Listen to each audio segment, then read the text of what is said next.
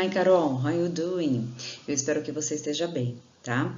Hoje é a nossa aula de número 28. Eu venho com ela então aqui apresentar algumas observações, tá? Algumas informações a mais, mas também fazer uma retomada e uma revisão aí do nosso conteúdo sobre os subject pronouns e o verbo to be. Então veja que a nossa tela faz a apresentação do nosso conteúdo de hoje, tá? Retomando aqui, lembrando o uso dos pronomes pessoais e do verbo to be, que é o nosso verbo ser e estar.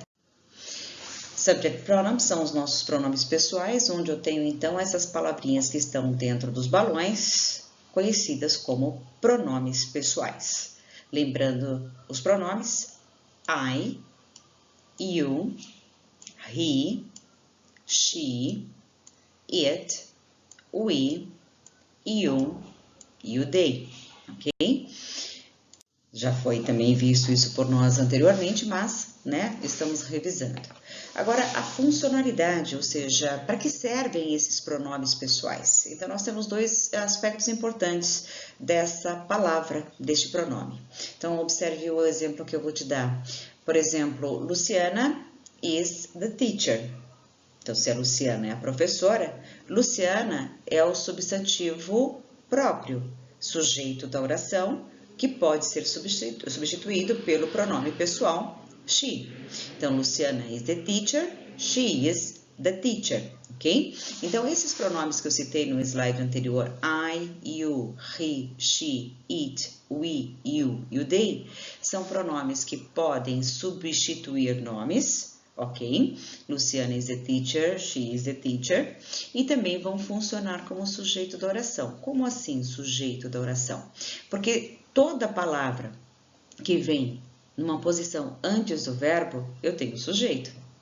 Consequentemente, se eu digo que Luciana is the teacher e eu substituo Luciana por she is the teacher, o que está acontecendo aqui? Eu tenho nada mais do que a palavra, tanto Luciana como she, pronomes que funcionam, em palavras que funcionam como sujeito. Por quê? Porque elas estão vindo na construção da oração antes do verbo, ok? Então, dois aspectos importantes aqui dos nossos personal pronouns, que são os pronomes pessoais, é substituir nomes e funcionar como sujeito de uma oração. Um outro slide aqui vai falar sobre alguns aspectos importantes com relação aos pronomes pessoais. Então, eu tenho aqui o pronome I, ele sempre se escreve com letra maiúscula. Quem é este I? É o nosso I, que nós conhecemos, mas sempre com letra maiúscula, no início e também no interior da oração. Um outro aspecto é o pronome you, ser usado no singular indicando você, e you no plural indicando vocês. Outro aspecto é o pronome he, que significa ele, faz a referência sempre a um homem, uma palavra masculina singular. E o pronome she, que é o ela, fazendo referência a uma palavra, a uma mulher, que é uma palavra feminina no singular. Outro aspecto também é o pronome it, que significa ele e ela, fazendo a referência a um objeto ou uma coisa no singular. Então, são as referências, então são palavras, digamos assim, que podem ser substituídas por estes respectivos pronomes, ok? Um outro fator aqui, aspecto importante, é o they, que significa eles e elas, se referindo a objetos, pessoas e coisas, sempre no plural.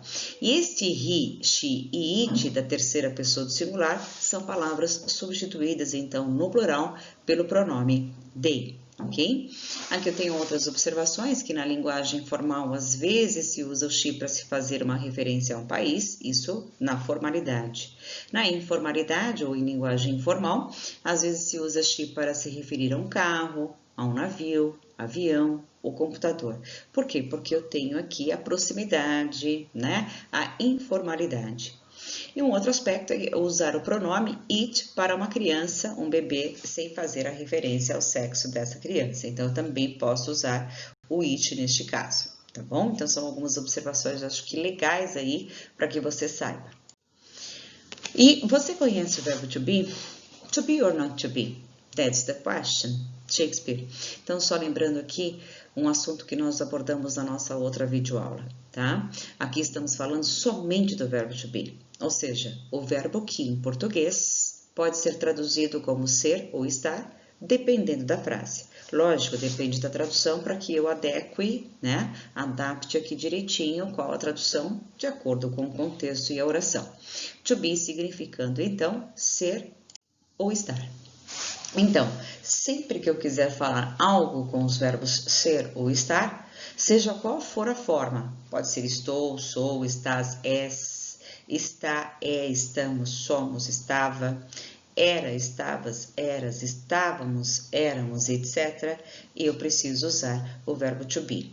Por que todas essas formas que estão dentro do parênteses? Porque nós temos aí as formas, as flexões do verbo, no caso ser, estar, que é o to be, pode ser ora no presente, ora no passado, ora no futuro.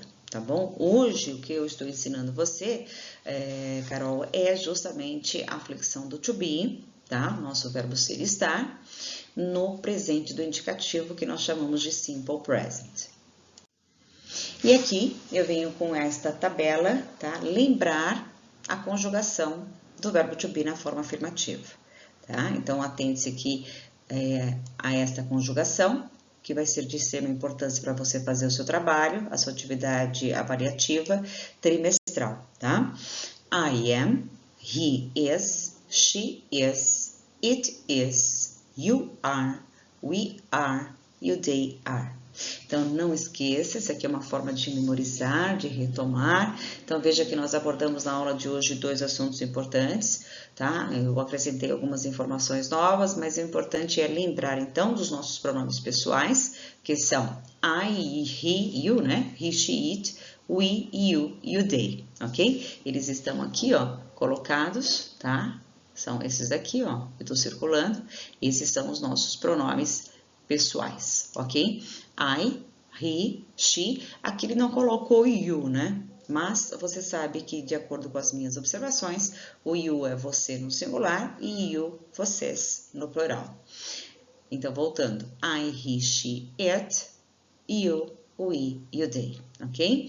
Então, lembre-se aqui das nossas conjugações, das formas que o verbo assume para essas pessoas, porque é um verbo que muda todo o seu radical, tá? É um verbo assim que muda bastante. Então, cuidado até por conta dessa mudança para que você não erre aí na conjugação e também, obviamente, na concordância e na escrita da sua forma do verbo aí de maneira correta.